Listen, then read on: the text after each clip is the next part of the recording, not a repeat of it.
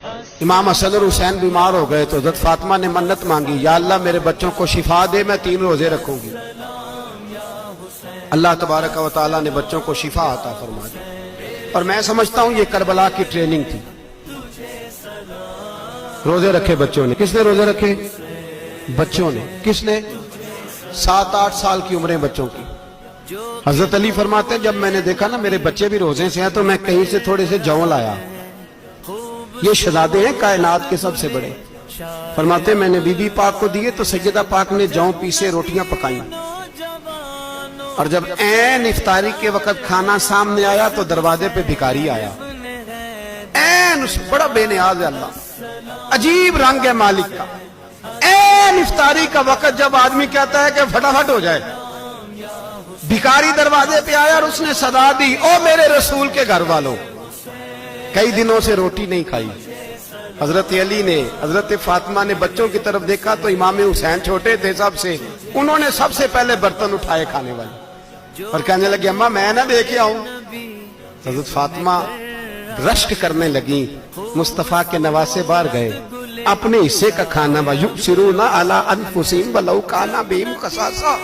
اللہ فرماتے ہیں انہیں بڑی اشد ضرورت بھی ہو پھر بھی وہ دوسروں پہ اثار کر دیتے ہیں۔ وہ کھانا باہر امام حسین دے آئے، پانی سے روزہ کھولا، کھجورے کھائی، لیٹ گئے، سویرے کھجورے کھائی، روزہ رکھ لیا۔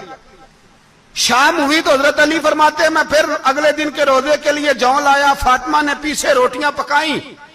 2 دنوں کی بھوک تھی پر مالک تو بڑا بے نیاز ہے، آزمانے پہ آیا تو اس رنگ میں عین افطاری کے وقت دروازے سے آواز نکلی، اور مانگنے والے نے کہا کہ بھوکا بھی ہوں اور یتیم بھی ہوں، یتیم ہوں۔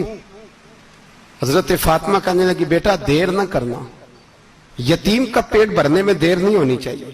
کھانا باہر چلا گیا، پانی سے روزہ، کھجورے۔ شہزادے ہیں شہزادے، یہ 2 جہاں کے شاہ ہیں، پاس کچھ رکھتے نہیں، 2 جہاں کی نعمتیں ہیں ان کے خالی ہاتھ میں۔ کھجور پانی سے افطاری بھی، سحری بھی، سویرے پھر اٹھے، روزہ رکھا، تیسرا دن ہے، تیسرا۔ ذرا دل پہ ہاتھ رکھنا، بچہ ایک رات بھوکا ہو تو اماں سوتی نہیں۔